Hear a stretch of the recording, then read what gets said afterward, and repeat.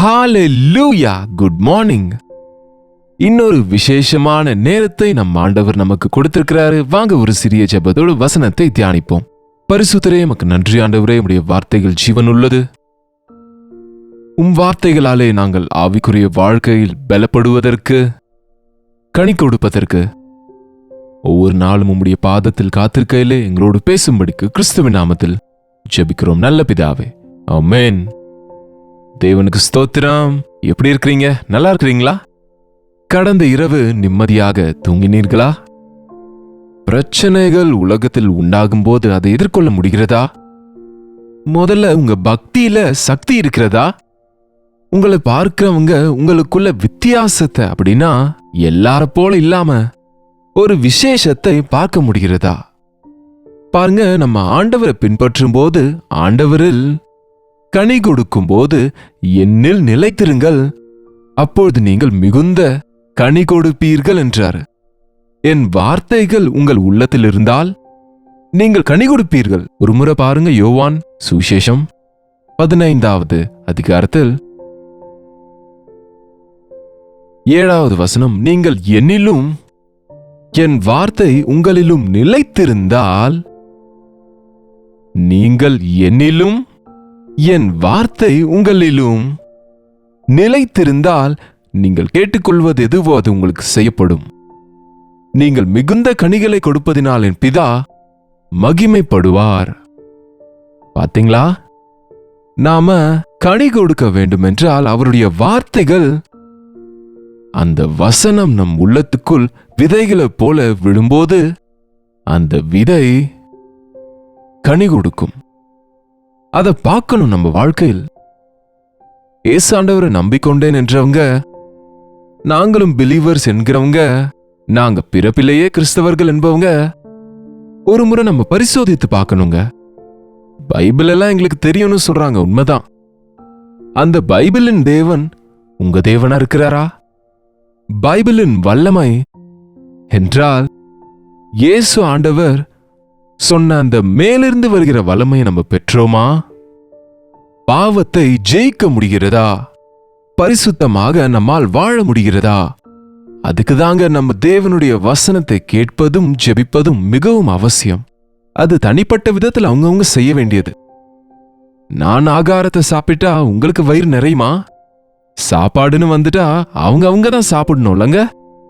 ஒருவருக்காக ஒருவர் சாப்பிட்டு பலப்படுனா முடியாது இல்லைங்க. அதுக்குதான் நீங்க தேவனோடு தனிப்பட்ட முறையில் உறவாடணும். நம்ம கனி கொடுக்கணும். கனி என்றால் என்ன பழம்னு கேக்குறீங்களா? ஆவியின் கனிகள் என்றால் ஒரு முறை பாருங்க, கலாத்தியருக்கு எழுதின நிருபம்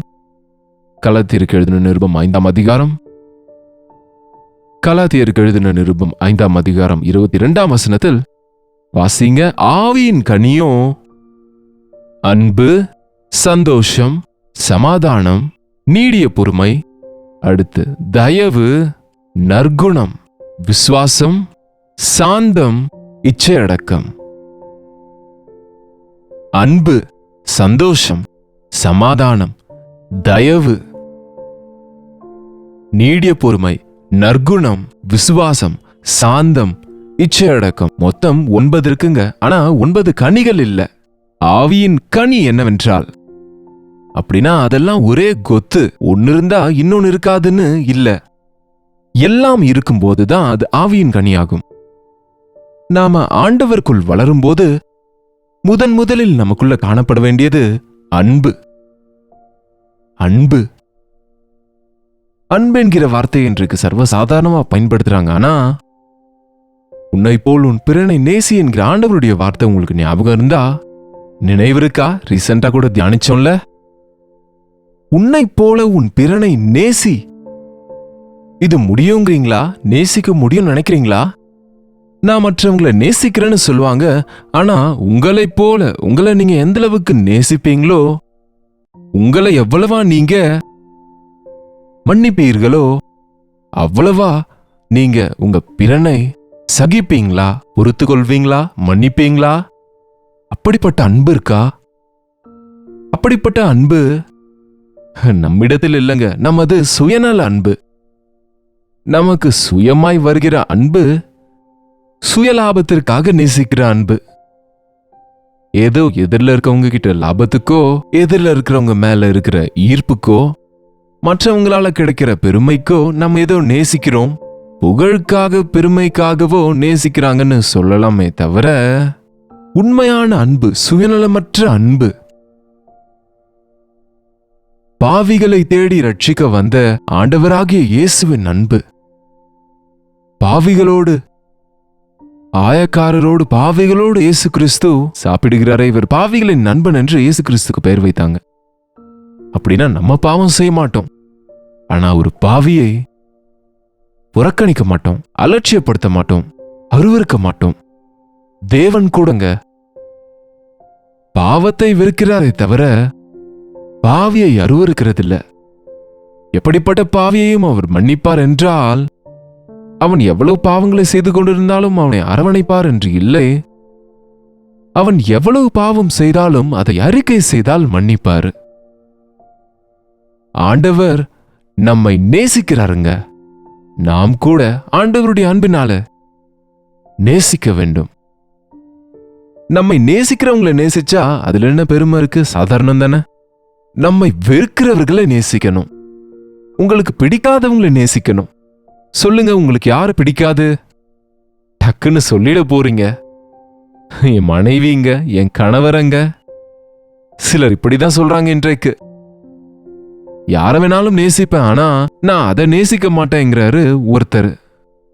அது என்னங்க? அதுனா என்னது? பொருளா பசுவா? என்னங்க எப்படி சொல்றீங்கன்னா, நான் கட்டி கொண்ட அவங்கன்னு சொல்றாருங்க.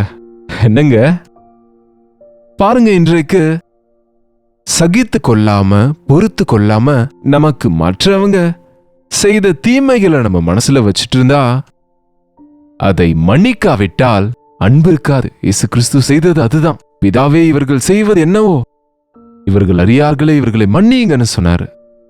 நீங்க ஆவிக்குரிய விதத்துல கனி கொடுக்கிறீங்க, விசுவாசத்துல வளர்றீங்கன்னா யார் மேலேயும் உங்க மனசுல பகை இருக்க கூடாது. யாரையுமே நான் மன்னிக்க மாட்டேன்ற வார்த்தை உங்க வாயிலிருந்து வரக்கூடாது.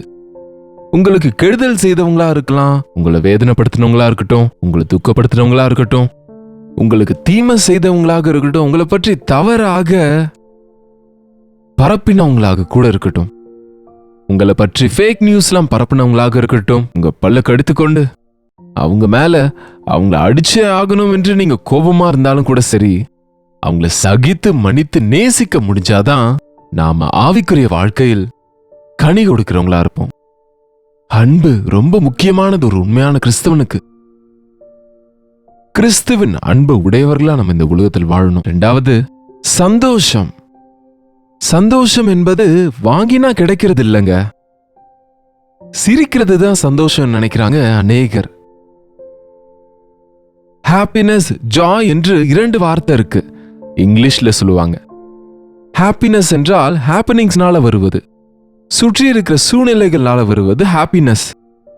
அப்படின்னா சுற்றி எல்லாரும் சிரிச்சா நாமும் சிரிப்போம், எல்லாரும் கொண்டாடினா நாமும் கொண்டாடுவோம். அங்க இருக்கிற சூழ்நிலைகளை பொறுத்து எல்லாம் நல்லா இருக்கும் போது, எல்லாரும் புகழும் போது, நமக்கு எல்லாம் கொடுக்கும் போது, நமக்கு எல்லாம் இருக்கும்போது நம்ம சந்தோஷமா இருப்போம்.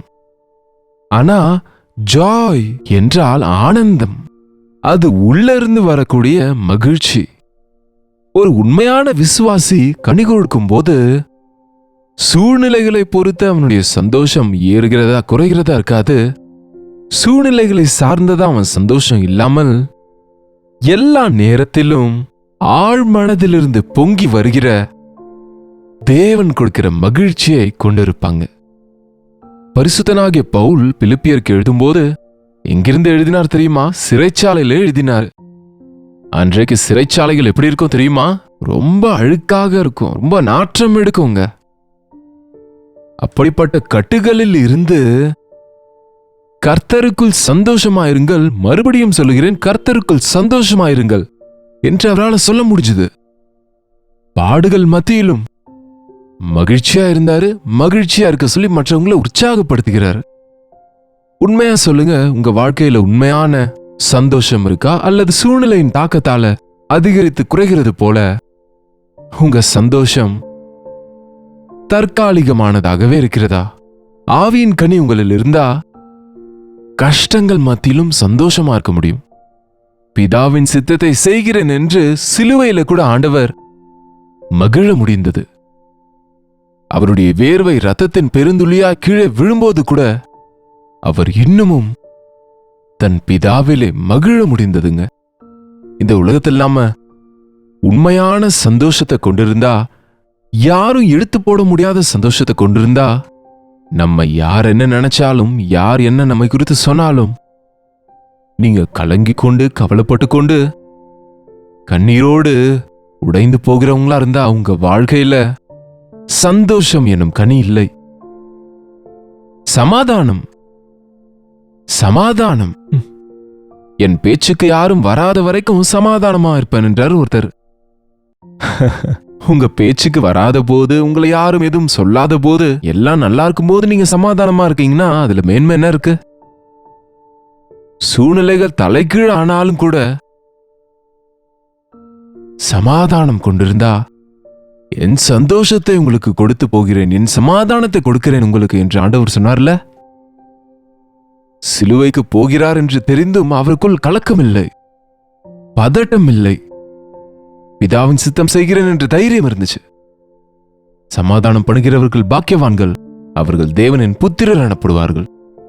இன்றைக்கு பாருங்க, உங்களுக்கே சமாதானம் இல்லாதப்ப நீங்க எப்படி சமாதானம் பண்ணுவீங்க? உங்க வாழ்க்கையில சமாதானத்தை பார்க்காதவங்க சமாதானத்துக்காக உங்ககிட்ட எப்படி வருவாங்க? சமாதானத்துக்காக ஜெபம் கேட்க பாருங்க. அதுக்குதான் நம்ம வாழ்க்கையில எப்போதும் சூழ்நிலைகளை வைத்து நம்ம சமாதானம் இருக்கக்கூடாது. ஆண்டவரை பற்றி கொள்ளுவதில் நமக்கு சமாதானம் இருக்கிறது. சமாதானத்தை உணர்த்துகிற ஒரு வரைபடத்தை வரைய சொல்லி கலைஞர்களுக்கு ஒரு காம்படிஷன் நடந்ததாம். அநேகர் பல விதமான வரைபடங்களை வரைஞ்சிருந்தாங்க, நிம்மதியை காண்பிக்கிறது. ஆனா ஒரு நபர் அந்த வரைபடம் அது வின் ஆயிடுச்சுங்க, ஃபர்ஸ்ட் பிரைஸ் கொடுத்தாங்க. அதை பெரிய பிக்சர் ஆக்கி அந்த ஹால்ல வைத்தாங்க. வந்தவங்க எல்லாம் பாக்குறாங்க, இதுல என்ன சமாதானம் என்ன இருக்குதுல்ல? அதுல என்ன இருக்கு தெரியுமா? அது ஒரு கடல், புயல் பொங்குகிற கடல், அலைகள் மேலே எழும்பி இருக்கு. படகில் போகிறவங்க பாய்மரங்கள் கிழிந்து போய் கொண்டிருக்கு. அவங்க எல்லாம் அப்படியே காற்றில் எகிரி பறந்து கொண்டிருக்கிறாங்க. அவங்க வாயை திறந்து கத்துகிறது போல அந்த படகுல இருக்கிற மனுஷங்க அப்படி இருக்கிறாங்க. பயங்கரமான மின்னல்களும் இடிகளும் இருக்கு. அந்த டிராயிங்க பார்த்தா அப்படி கலக்கமா பயங்கரமா இருக்காது. இது என்ன சமாதானம் என்றால் கவனித்து பாருங்கள் என்றால், கவனித்து பார்த்தா அந்த கடலிலே ஒரு பாறை இருக்கிறது. அலைகள் அந்த பாறையின் மேல மேல மேல வந்து விழுகிறது. அந்த பாறையோ அசையாமல் இருக்கு. அது மட்டுமல்ல, அந்த பாறையில ஒரு குழி இருக்கிறது. அந்த குழியில் ஒரு பறவை இருக்கு. அந்த பறவை மட்டும் நிம்மதியா உட்கார்ந்துட்டு இருக்கு. எந்த பயமும் இல்லாம உட்கார்ந்து கொண்டிருக்கு. காரணம், இந்த பாறை என்னுடைய அடைக்கலம். அதுக்குதான் தாவீது சொன்னாரு, என் மறைவிடம் நீரே, நீரே என்னுடைய கண்மலை, என் பாறை. ஆமாங்க, கர்த்தரை அடைக்கலமா கொண்டவங்களுக்கு எந்த நன்மையும் குறைவிருக்காது. எந்த வாதையும் உன் கூடாரத்தை அது அணுகாது. உன்னை சுற்றி எவ்வளவு கலவரங்கள் இருந்தாலும் நீ ஆண்டவரை சார்ந்து கொண்டா, உம்மை உறுதியாய் பற்றி கொண்ட மனதை உடையவனை அவனை பூரண சமாதானத்துடன் காத்துக் கொள்வீர் என்ற வார்த்தையின்படியாக நாம சமாதானமாக இருக்க முடியும். சூழ்நிலைகளை பார்த்து சோர்ந்து போகிறவங்களா இருக்க மாட்டோம். சூழல்களை பார்த்து கலங்குகிறவங்களா இருக்க மாட்டோம். இன்றைக்கு அநேகருக்கு நிம்மதி இல்லைங்க, தூக்கம் வராதாம். இரவுல படுத்தா தூக்கம் வரவில்லை என்று சொல்றவங்க மனசு கலக்கத்தோடு இருக்குன்னு தானே அர்த்தம், பயங்களோடு இருக்கு என்று தானே அர்த்தம். அதுக்குதான் ஆண்டவரை பற்றி கொண்டா நாம சமாதானமாக இருப்போம். நம்ம வாழ்க்கையிலிருந்து சமாதானம் என்பது ஒரு கனியை போல வரும். நம்ம கொண்டு வந்து நாம அதை முயற்சி செய்து கொண்டு வருவதல்ல, தானாகவே அந்த அன்பு, அந்த சந்தோஷம், அந்த சமாதானம், இன்னும் சொல்லிக்கொண்டே போனா இதெல்லாம் விவரிக்க முடியாதுல. அனுதின தியானத்தில் நீங்க திரும்ப திரும்ப தியானிங்கன்னு ஒவ்வொரு நாளும் சொல்றேன். ஏனென்றா நீங்க ஆவரேஜா 10 நிமிஷத்துக்கு மேலாக ஒரு ப்ரோக்ராம நீங்க பாக்குறது இல்ல. அதுவும் காலையில பரபரப்பா இருக்கும்போது. அதனால கொஞ்ச நாளா குறைச்சிருக்கிறோம். பாருங்க, ஒரு தாட், ஒரு தேவனுடைய வசனம் உங்க மனசில் விழுந்தா அது கனி கொடுக்கும். அதை தியானித்தா அதிலிருந்து உங்க தேவைகள் எல்லாம் தீரும்படிக்கு, உங்க சந்தேகம் எல்லாம் தீரும்படிக்கு, உங்களை ஆவிக்குரிய வாழ்க்கையில பலப்படுத்த ஒரு பில் எடுத்துக்கொண்டா எப்படி மல்டிவிட்டமின் பில் கொடுக்குறாங்க பாருங்க, எப்படி விட்டமின் டெஃபிஷியன்சி குறையுதோ அப்படி ஒரு வசனம், தேவனுடைய வசனம் உங்க இருதயத்துக்குள்ள அது உள்ள போனா உங்க பலவீனங்கள் எல்லாவற்றையும் சரி செய்யும். சாத்தானை எதிர்க்கிற பலனை கொடுப்பது மட்டுமல்ல, நீங்க கனி கொடுத்து பெருகும்படிக்கு ஆவியின் கனிகளை கொடுக்கிறவங்களா நம்ம இருக்க முடியும். அன்பு, சந்தோஷம், சமாதானம். இன்னும் என்ன இருக்கு பாருங்க, அன்பு, சந்தோஷம், சமாதானம், நீடிய பொறுமை, தயவு, நற்குணம், விசுவாசம், சாந்தம், இச்சையடக்கம். நீடிய பொறுமை, தயவு, நற்குணம், விசுவாசம், சாந்தம், இச்சையடக்கம். ஒரு கிறிஸ்தவன் எப்படி இருக்க வேண்டும் என்று கேட்டா இப்படி இருக்கணுங்க. பார்த்ததெல்லாம் வாங்குகிறவங்களாக, கண் ஆசைப்படுகிறதெல்லாம் எடுத்துக்கொள்றவங்களாக, சரீரம் விரும்புகிறதுக்கெல்லாம் கீழ்ப்படுகிறவர்களாக இல்லாம வெற்றியான வாழ்க்கையை கொண்டிருக்கணும். இச்சையடக்கம் கொண்டிருக்கணும். தன் இச்சைகளையும் ஆசைகளையும் சிலுவையில் அறையக்கூடியவங்களா இருக்கணும். விசுவாசத்தை கொண்டிருக்கிறவங்க தான் கிறிஸ்தவங்க. விசுவாசம் இல்லாமல் தேவனுக்கு பிரியமா இருப்பது கூடாத காரியம். நாம் வெளிப்பார்வையின்படி அல்ல, விசுவாசத்தினாலே நடக்கிறோம். நம் பக்தி விசுவாசத்திலே நாளுக்கு நாள் விருத்தி ஆகணும். நம் வாழ்க்கையில அந்த சாந்தம், அந்த தாழ்மை, அந்த எளிமை, அந்த அன்பு, அந்த மிக்சருங்க. சாந்தம் என்றால் தாழ்மை மற்றும் இந்த சாந்தம், எளிமை, அன்பு, தயவு, இரக்கம் இதெல்லாம் சேர்ந்தது. அதுதான் பரிபூரணமான சுபாவம். இயேசு கிறிஸ்துவை நம்பினவங்க வாழ்க்கையில் இதெல்லாம் காணப்பட்டா இந்நேரத்துக்கு இந்த உலகத்துல ஆண்டவரை நோக்கி திரும்பி இருப்பாங்க. நாம் அவருடைய பெயரை வைத்துக் கொள்கிறோம், அவரை பின்பற்றுகிறோம். இது ஓவர் நைட்ல நமக்கு வரணும்னு நினைக்காதீங்க. ஒரு மரம் நடுகிற போது அது கனி கொடுக்கும் ஒரு நாள். ஆனா அது ஏற்ற நேரத்துக்காக அது ஆயத்தப்படுகிறது. விசுவாசிகளாக அதுக்கு தான் ஆண்டவர் நம்மை ஆயத்தப்படுத்துகிறாருங்க. ஆனா வருஷ கணக்கில் வசனத்தை கேட்கிற நீங்கள் இன்னும் கனிகொடா மரத்தை போல இருந்தால், நல்ல கனியை கொடுக்காத மரம் எல்லாம் வெட்டி போடப்படும் என்று ஆண்டவர் சொன்னது போல, இதோ ஆண்டவர் வருகை சமீபமா இருக்கு. ஒவ்வொருவனுக்கும் தீர்ப்பு தீர்க்கப்படும்.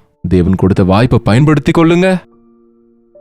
நாளுக்கு நாள் ஆண்டவரோடு உறவாடி கொண்டு ஆவிக்குரிய வாழ்க்கையில விருத்தி அடைவோம். ஆவியின் கனியை கொடுத்து நமக்கு சுற்றி இருக்கிறவங்களுக்கு ஆசீர்வாதமாக வாழ்வோம். ஜெபிப்போமா? பரிசுத்தரே, அன்புள்ள தகப்பனே, இன்னொரு முறை உடைய பாதத்துக்கு வருகிறோம் ஐயா. உமக்குள் நிலைத்து கனி கொடுக்க எங்களுக்கு உதவி செய்யுங்க. உம்மை பிரிந்து எங்களால் ஒன்றும் செய்யக்கூடாது என்று உணர்ந்து வசனத்தை எங்கள் உள்ளத்தில் பத்திரப்படுத்திக் கொள்வதற்கு, உம்மோடு உறவாடுவதற்கு, உம்முடைய சித்தத்திலே வாழ்வதற்கு, முக்கியமாக வருஷ கணக்கிலே உம்மை அறிகிறோம் என்று சொல்லுகிற எங்கள் வாழ்க்கையிலே ஆவியின் கனி காணப்படும்படி அந்த அன்பு, அந்த சந்தோஷம், சமாதானம், நீடிய பொறுமை, தயவு, விசுவாசம், நற்குணம், சாந்தம், இச்சையடக்கம் என்கிற கனிகள் எங்கள் ஒவ்வொரு வாழ்க்கையிலையும் கொடுக்கும்படிக்கு உம்மோடு சேர்ந்து இருக்கவும், உம்மில் நிலைத்திருக்கவும், உம்மோடு உறவு கொண்டு இருக்கவும், ஆசீர்வதிக்கப்படவும் உதவி செய்யும்படிக்கு கிறிஸ்துவின் நாமத்தில் ஜெபிக்கிறோம் பிதாவே. ஆமென். பிதாவாகிய தேவனுடைய அன்பும் குமாரனாகிய இயேசு கிறிஸ்துவின் கிருபையும் பரிசுத்த ஆவியானவருடைய அந்யோன்யமும் ஐக்கியமும் கூடி வந்திருக்கிற நம் அனைவருக்கும் இப்பொழுதும் சதா காலமும் துணையா இருப்பதாக. ஆமென். தேவனுக்கு ஸ்தோத்திரம். உங்களுடைய ஜெப விண்ணப்பங்களுக்காகவும் பாரங்களுக்காகவும் நாங்க ஜெபிக்கணும்னு நீங்க விரும்பினா 8939801234 என்கிற நம்பருக்கு ஒரு டெக்ஸ்ட் அல்லது வாய்ஸ் மெசேஜ் மூலமாக வாட்ஸ்அப் பண்ணுங்க. அதை நாங்க பார்க்கிறோம். உங்களில் அநேகர் பிரைஸ் ரிப்போர்ட்ஸ் கூட அனுப்புறீங்க. அதற்காக தேவனை எவ்வளவோ நாங்க துதிக்கிறோம். இன்னும் உற்சாகத்தோடு இந்த நிகழ்ச்சியை தொடர்ந்து கொண்டு இருக்கிறோம். கர்த்தருக்கு சித்தமா இருந்தா நாளைக்கு இதே நேரத்தில் இதே நிகழ்ச்சியில் கர்த்தருடைய வார்த்தையோடு உங்களை மீண்டும் சந்திக்கிறேன். அதுவரை கர்த்தருடைய கிருபை உங்களுக்கு துணையா இருப்பதாக.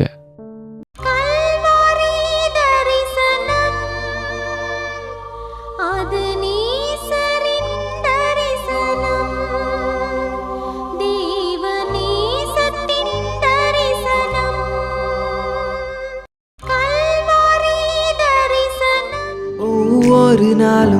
வசனம் தியானிப்பேன், ஒவ்வொரு காலையிலும் உம்மை சந்திப்பேன். ஒவ்வொரு நாளும் வசனம் தியானிப்பேன், ஒவ்வொரு காலையிலும் உம்மை சந்திப்பேன். என்னோடு பேசும் தெய்வம் நீ, இன்றும் என்னோடு பேசிடும். வார்த்தை ஜீவன் உள்ளது, இன்றே என் வாழ்வை மாற்றிடும். அனுதின தியானம்